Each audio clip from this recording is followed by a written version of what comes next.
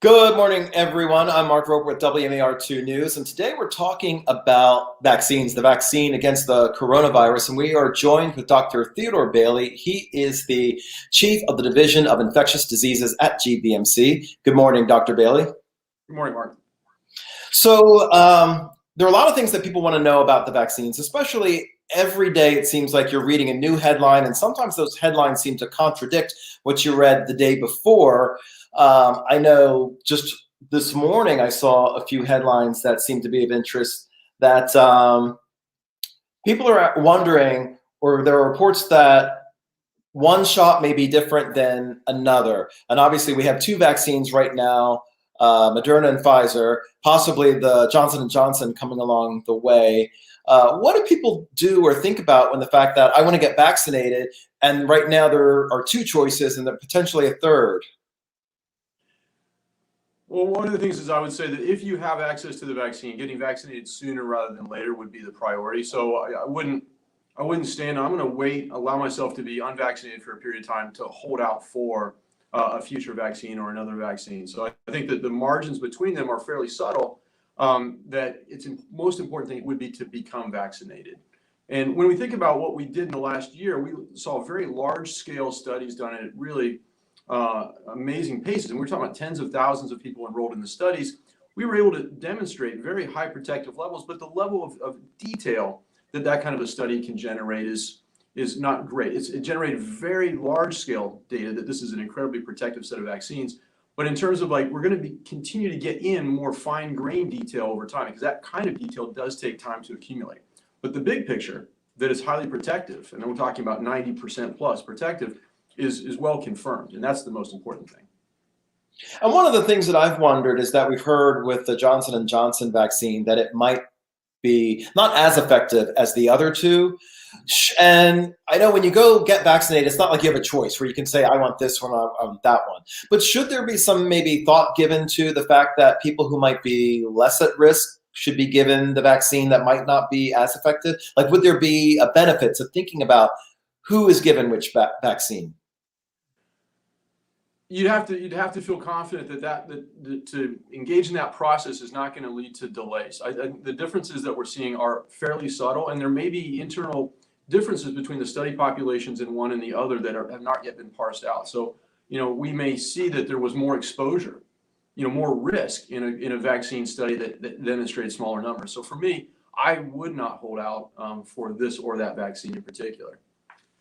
And now that we know a vaccine is here, some people might think that there's no reason to really get tested. I'll just get the vaccine. Should people still be thinking about getting tested?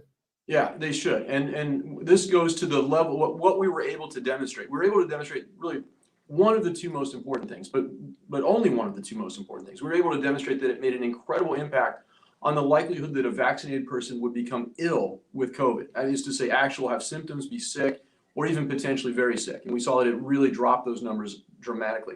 But what wasn't studied within the initial vaccine studies, and we're starting to see it studied in the new ones that are being run, was whether it impacted your ability to acquire the virus and then to transmit it to somebody else. And because we don't know really the impact on those two factors, we really would still approach this as something that people should get tested if they've been exposed. They should treat themselves as somebody who could potentially pick up, carry, and transmit the virus even if they've been vaccinated. So they should still exercise all the same kinds of caution that they did before. It's just to protect them more from the very severe illness that COVID can cause. And some people have concerns about getting the vaccine, especially someone who might have pre-existing allergies. Sometimes there are concerns about if I have allergies, whether it's to seafood or to certain food products or bees or what have you. What concerns should those people have in terms of getting vaccinated? Well, so they need to become very clear about and talk to their doctor. What was I allergic to? Do we know what I was allergic to? Which vaccine? What composition? And then actually those people do need to know the details of the particular vaccine that's being contemplated for them. And you really want to sort of make sure that there is a match between those, that the possibly concerning ingredients of what they had a reaction to are not present in what they're looking at as a possible vaccine for them. And we have a question right now from John Martin. We've heard a lot about the different variants that are now out there with the coronavirus. And he's asking, what's being done about the next strain? These vaccines will be worthless very soon. I doubt they will even give these vaccines out before the next strain. So, I mean, one part of this is to recognize that the appearance of the new strains should not eliminate the older strains. These strains are not truly in competition with each other. There's been a very small percentage of the human population, if you can believe it, that have actually become infected. So there's a very vast number of people who are still vulnerable to COVID infection, who do not have natural immunity from having been infected, and who are not yet vaccinated. And because of that, there's plenty of human beings for each of the strains to infect. And they're not going to be truly, there's going to be small levels of competition, but there's really so many possible potential vulnerable people that we're going to see the older strains persist for a good long time. And so there will be no consolation to passing on the vaccine and becoming infected with the older strains. So I would still get vaccinated at this point. The new strains, and even strains that we haven't heard from yet, may develop some mutations that decrease the level of protection. But the other part of protection is also that it's not, again, it's protecting you against the illness. And we don't yet have a measurement for how much it's going to impact these other strains.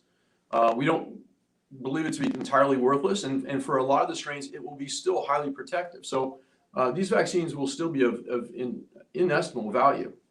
But it does point to the need to continue to research the new strains and I think an ongoing development of new vaccines, just as we do for flu each year, where we're constantly generating new vaccines.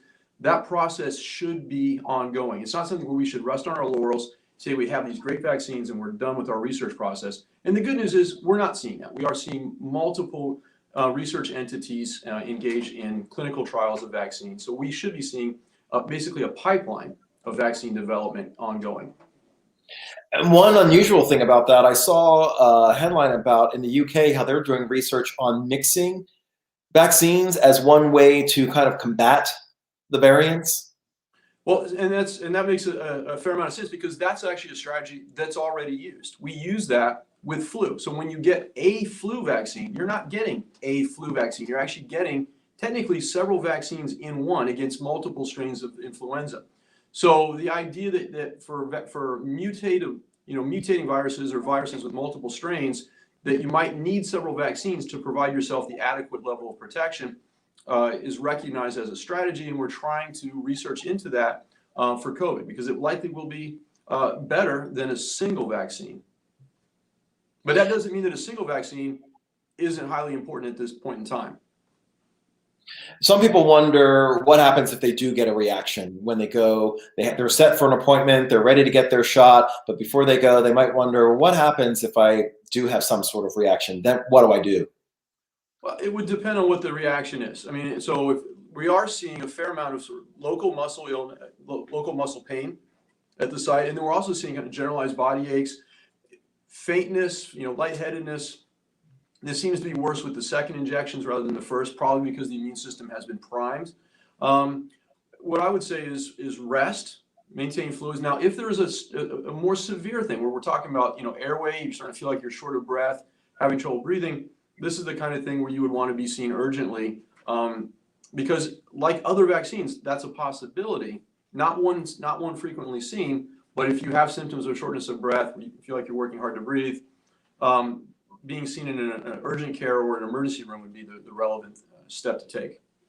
Because I know that health directors have told me when you do get the shot that they have you wait around for 15 or 20 minutes just to see if you have a reaction. But is that even enough time for the vaccine to work itself through the body to even tell if there would be some sort of reaction?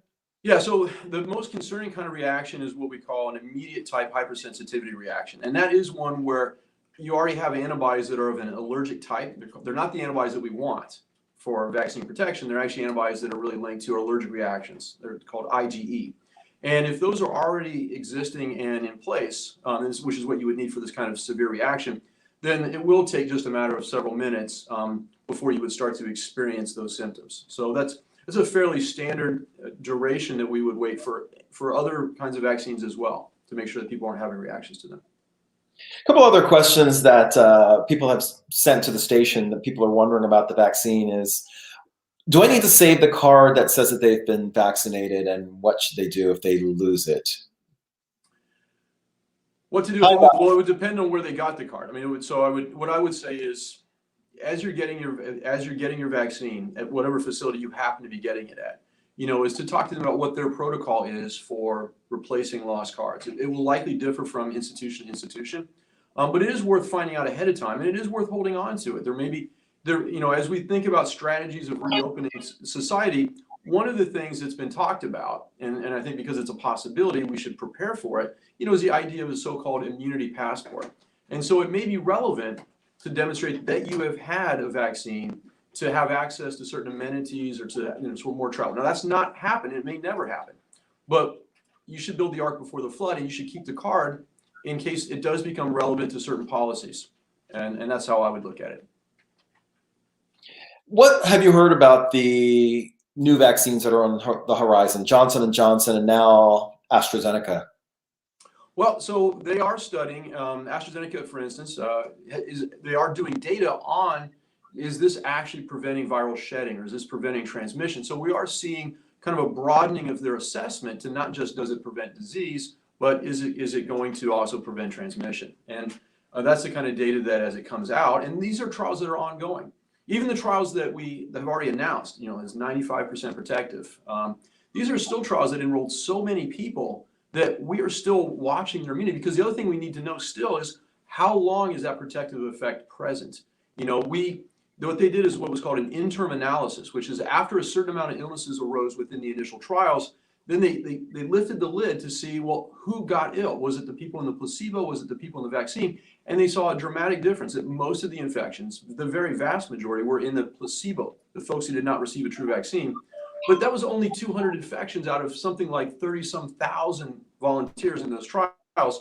So those people are still out in the world and potentially exposed to COVID. And it's still of interest whether or not we're still seeing differences in the rates of infection. So even the older trials are not done. They were studied at an interim or intermediate point, and it was found to already demonstrate, very strong protective effect at that point in time. So old ones are still going on, new ones are still being conducted, and they are broadening the points of analysis. So they are looking at more than just preventing illness, but preventing disease transmission. So that's a benefit of the AstraZeneca vaccine, that it would prevent transmission over it appears to be. And now we just don't know with the Moderna, the Pfizer, we just don't know. It's not that we studied it and know that it doesn't do it. It may do it, but we don't know. And it's an important thing to know, because part of getting the vaccine, when we think about getting vaccines, is to protect ourselves. But one of the things that would really light a fire to get it is, could we be protecting other people? If I get the vaccine, am I protecting the people in my household? Am I protecting my coworkers? And then that's something that each of us would want to factor in terms of getting the vaccine or not getting the vaccine. So having that kind of information available to us will be invaluable. Right, because you kind of hear that already with the flu. Getting a flu shot every year, that you may not necessarily be susceptible to the flu, but there are other people in your family that you might pass it off to who it could have potentially deadly effects to, that you want to get it for not just yourself but for others. Yeah, and it would be something that we might start to differentiate among the vaccines. Like, these vaccines are comparably protective in terms of illness, but this one has more of an effect rather than this one on you transmit it. And then if you could choose, then you would start to have a reason to discriminate among the vaccines to a greater degree than we do right now. And I don't know if you know the answer to this, but if the AstraZeneca vaccine does become a success, is that something that would be possible to be available in the United States? I mean, considering that the research was done at Oxford in the UK. Yeah, I mean, the data will be submitted. Each nation basically runs its own drug approval process. That means they submit the data that they have to the regulatory agency. In the US, that's the FDA, and the FDA reviews it. Now, in the context of COVID, because of the degree of urgency, we have seen things that don't necessarily yet meet the level of FDA approval that we typically use. But we're using something called an emergency use authorization, where we calibrate the level of risk based on the urgency, the magnitude of the pandemic, to that level of evidence that we have for that particular thing, whether it's a drug or a vaccine. And so they would be scrutinizing the same kinds of study data. The fact that the data was generated here rather than there, it does not matter. In fact, just as an example, remdesivir, one of the medicines that actually has FDA approval, the key trial was a multi-site trial, and some of the locations for it were outside the U.S. And so, we don't just suddenly draw a border at data. We really, in fact, we want free flow of data for all countries that are affected. We want to be sharing both what we generate and what's generated elsewhere so that we can all come to an optimal solution to the pandemic. And you were just talking about that process with the FDA getting the drug or vaccine approved. I know that's a concern that some people have. You hear a lot of people say this was rushed through. I don't feel comfortable taking it just yet. I'm going to take a wait and see approach. What would you want to say to people of that mindset? So there are two ways to think about how you could rush something. And let's take Usain Bolt for an example. And we could say, well, can we make him run faster, or can we shorten, the length that he's running? If he's actually running faster, he's still achieving the same amount. He's doing it in a shorter period of time. What we don't want to see happen is that we move the goalposts or move the finish line, and then you're not really running the race that you claim to be running. So in these cases, one of the ways in which it was expedited was a very vast number of volunteers, so that we could accumulate data in a shorter period of time. And we also allowed a kind of contraction of some of the trials so that there was a little bit more risk to being in the trial. We weren't waiting for sequential stages or phases of trials before we would run the next trial. We would actually go ahead and expand sooner rather than later. That meant that volunteering for the trials offered a little bit more risk, but there were plenty of people who recognized that this was almost a civic duty to participate in these kinds of trials, even with heightened risk. And so what we saw was that the trials were running faster, but they were running as far. The scientific goal line, the standard of evidence that we were looking for, was not altered or decreased. And so, what I would say is these are well proven by current scientific standards. We did not compromise the science to arrive at a conclusion that these are protective. There's firm science behind it by standards that we would use in other years as well. It's just that we expanded the trials, ran them with more people, with more risk for the volunteers, and therefore we're able to generate the data sooner rather than later. And on the flip side of that, someone might be wondering, they get the shot and they don't feel any different. If they don't feel any different, should they have any concerns that it's actually working? No, because we saw variations within the volunteers in terms of how they reacted, what symptoms they may or may not experience with the vaccine. So, we're humans, but there's a lot of difference among us. And, some people are having, to the exact same molecule, a different reaction to it. Some people will have those chills and feel ill for the first day, and other people will, hey man, no big deal. So that just reflects normal human variation. What about women who are pregnant? Should they have any concerns about getting the vaccine while they're pregnant? Should they wait till after they deliver? So that's a more challenging question. And the WHO, you probably know, has recently sort of weighed in on removing the barrier to pregnancy, trying to balance the clear risks of COVID in pregnancy against I think the relatively lesser degree of information that we have about the vaccine. I would not be able to answer that on a general basis. It really would, as a person, as a woman who's pregnant, is she in a large household? Is she having to work outside the home? Is she having exposures? Can she isolate herself? What's her degree of risk for COVID kind of baseline? And then sort of balancing that against the lesser level of evidence that we have for pregnancy as a recipient for the vaccine. It really has to be decided, probably in consultation with their individual doctor and their OB for their unique life situation. I don't think it can be answered in general. And once you get your vaccine, are you pretty much free and clear? Is this something that we'll have to do every year? So those trials were run in, I believe, the year 2020, starting kind of mid-year. So you're asking for me to tell you about how this has demonstrated long-term protection when we aren't even long-term into the trial. As I mentioned, the trials are still ongoing. So we do not know. There is literally no way we could know. What I can tell you is that even in the trials, and I talked about the dramatic protection, this many infections in the placebo, a much lower number of protections in the vaccine arm, it wasn't zero level of clinical disease in the vaccine arm. So the protection, as dramatic as it was not perfect, which is true for all vaccines, frankly. And these vaccines are as protective as any vaccine I've ever seen for any other illness in terms of the level of protection. And yet we still saw some infections arise among people who had the vaccine. So we already know that if you get the vaccine, you're clearly not free and clear, because you could be the 5%, not the 95% who actually, get the symptoms of an infection. So no, we're not free and clear. And then we don't know how long even that level of protection will last. And we don't yet know what's the best way to handle that. Should we be measuring antibodies? One reason to think that is that antibodies are typically a measure of protection, but the immune system is far more complex than that. And there's other elements of protection that it provides besides just making antibodies. So it might be that even as antibodies wane, a lot of relevant elements of protection stay in place. We don't know. So part of it will be to continue to follow the participants in the trial, but also people in the real world who get the vaccine and learn from these experiences. We should always be learning. We should think of the healthcare system as a learning healthcare system. It should always be trying to learn more about what it's doing and how well it can do it and improve upon it. And I think that's the approach that people are taking. I think that's probably a source of some confusion for some people in the public, because you hear sometimes people will say, well, I heard before you said this, and now you're saying that. And so people are like, well, which one is it? So, if you were to talk to a legal expert, they would say, well, here's what the statute says. And until the statute changes, the statute still says this. But even then, there's an evolution. There's case study, new cases and new Supreme Court decisions. So even in law, and I'm a JD, so that's why I even sort of resort to that, because I try to think about how these two parts of my brain relate to each other. Both of these areas are really subject to new news, new information. There's a reason why interviews like this should continue to take place. We don't just re-air our interview from, say, March of 2020 and say, just go look at the video.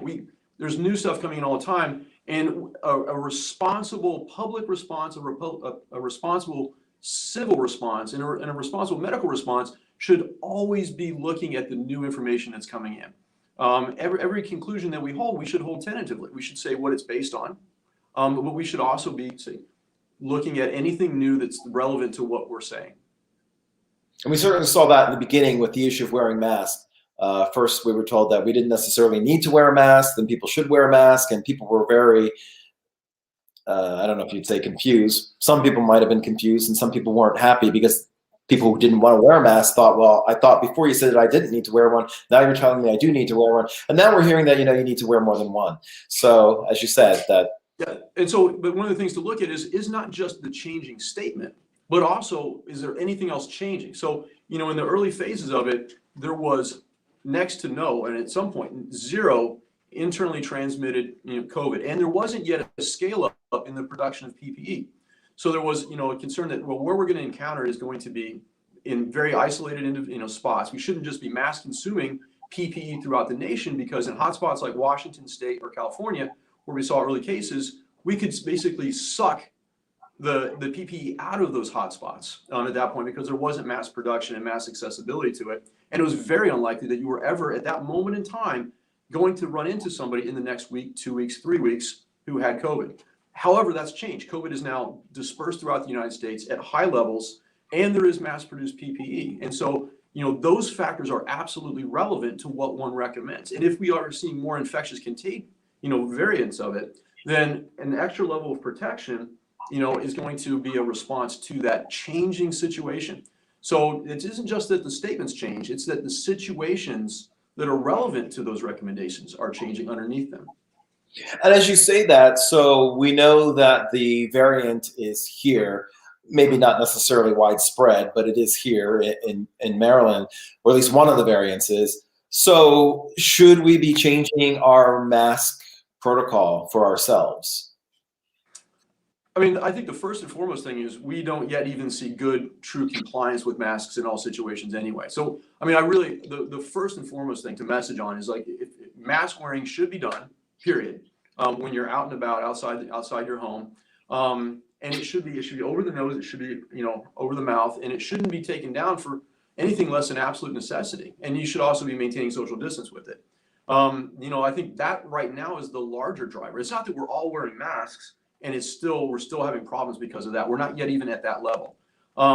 I do think that people who are in high-risk situations, a second mask may decrease it, but I would even say, look, we should even be thinking about what mask are we using? How loose are they? Are they really tight-fitting, or are they sort of baggy? Are they coming down off our nose? And really, I would prioritize optimizing how we wear a mask right now as more likely to be of impact than adding the second mask. Because really, the statistics that we see are going, at the community level, at the city level, at the state level, are really going to reflect what we're doing as a whole. And as a whole, mask compliance has not been great. It hasn't been what it should be. One thing that I've wondered is, what are the vaccines actually made out of? And when you go to start doing research on producing a vaccine, like, where do you begin? How do you know in terms of, let's try this, let's try that? Where does that research begin, and what are the vaccines actually made out of? So they're made out of a variety of things. The newest one, so one of the things that's newsworthy is not just that there's a COVID vaccine, but that the first two, the Moderna and the Pfizer vaccine, were a novel mechanism of producing a vaccine. They were actually a novel approach to the vaccine. And the common denominator to all vaccines is that there should be the presence of some molecule, at least a molecule, within the human body that's part of the infection that you're trying to protect against, so that your immune system can see it, be stimulated against it, and then be prepared to recognize it rapidly and aggressively if it sees it again. That's the common denominator. So the question then is just, how can you produce a molecule or a part of an infection in the human body?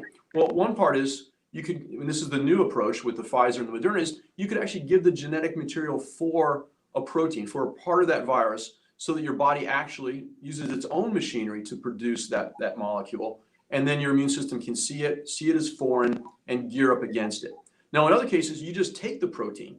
You just take the thing from the virus itself. You strip it off, so you're not giving the whole virus. You strip it off, you add it to some things that will stimulate the immune system, and then you inject the molecule itself into the human body and allow the human body to see it, the immune system to see it, and begin to react to it, and then gear up against it. Another model is to actually take a weakened version of the infection itself. So we call that a live virus.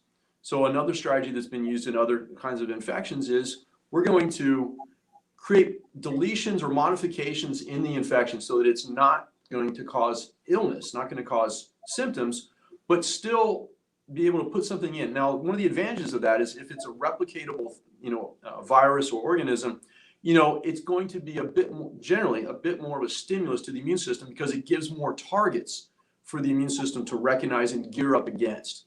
For instance, if I was to put out an APB against a suspect, and all I tell you is that they're wearing a black hat, you have less to go on. However, if I can give you, I say, well, it's a black hat, they're this tall, they're wearing this color of gloves and this kind of coat. If I give you more bits of information, all of which you're geared up to recognize and look for, you may be more likely to encounter and find that suspect.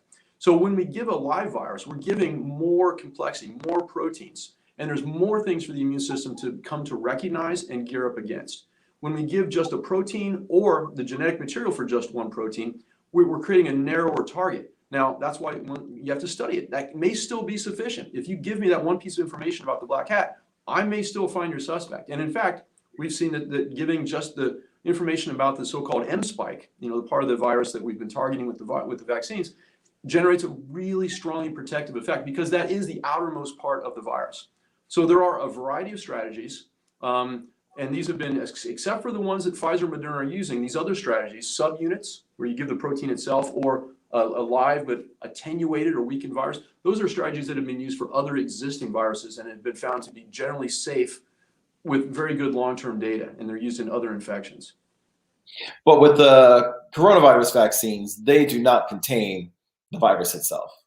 So no, we do not have, the first two were these mRNA, just the genetic material for a protein. But I can't say that I can speak categorically about all the trials that are ongoing in terms of what strategies they are employing at this point. I usually, I see the studies when they come out, and then I would be able to comment on them. Sure. I just know that was a concern, another concern that some people have, that you hear people saying with the flu, that I don't want you are giving me the flu when I get the flu shot, and some people are concerned that you're giving me COVID in order to protect me from COVID. Well, so what does it mean to give somebody that thing? And the idea is that with these live attenuated viruses, and again, Moderna and Pfizer are not live attenuated viruses. These are, and they're not even a protein stripped off of it. They're the genetic material to make one protein, not even to make the whole virus. But I want to say, I guess I'll say two points, is that even when you're giving a live attenuated, what attenuation means is that you have removed the key parts of that virus that make it, or a bacteria, if it's a bacterial infection and vaccine, that make it cause trouble, right? So you've attenuated, you've weakened it. The other part is that we don't just start doing this in human beings. To even get to the point where it's ethical to run a clinical trial in a human population, you have to supply a fairly substantial amount of what we call preclinical data, and that's data derived from basic science and from animal studies. Where we use analogous organisms, sometimes all the way up to and including primates, to see whether it's in fact safe enough to entertain the possibility of using it in a human population. It's not that we don't yet know it's dangerous, so we can do it. We actually have to have substantial evidence that it's likely to be safe from preclinical animal studies before it's ethical to do it in a human study, and that's highly regulated, and it is part of the layers of safety protection before anything even gets to the general population. But the next layer is that you run a trial, right? You actually do it in human beings who are volunteers, who are informed about the risks, who say, yeah, we don't know yet. We've not done this in humans, but we need to do it in humans. Would you volunteer? And here's why we're doing it. Here's the preclinical data. Here's why we believe it's likely to be safe.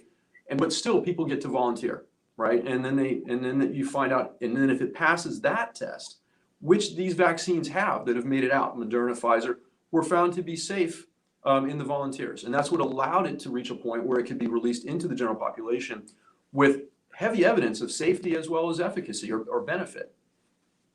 You had a great metaphor using Usain Bolt, and I wonder if that would also apply to people who are wondering, why don't they just create more vaccine? Why do we have these shortages? Why don't they just speed up the production process? Well, so once you've proven that a particular formula works, like this exact, and you're producing on a small scale and you're meticulous about how you construct it so that each vial that you give to a different volunteer in the study is exactly the same as what you give to the other volunteer, right? You have absolute control of your production process.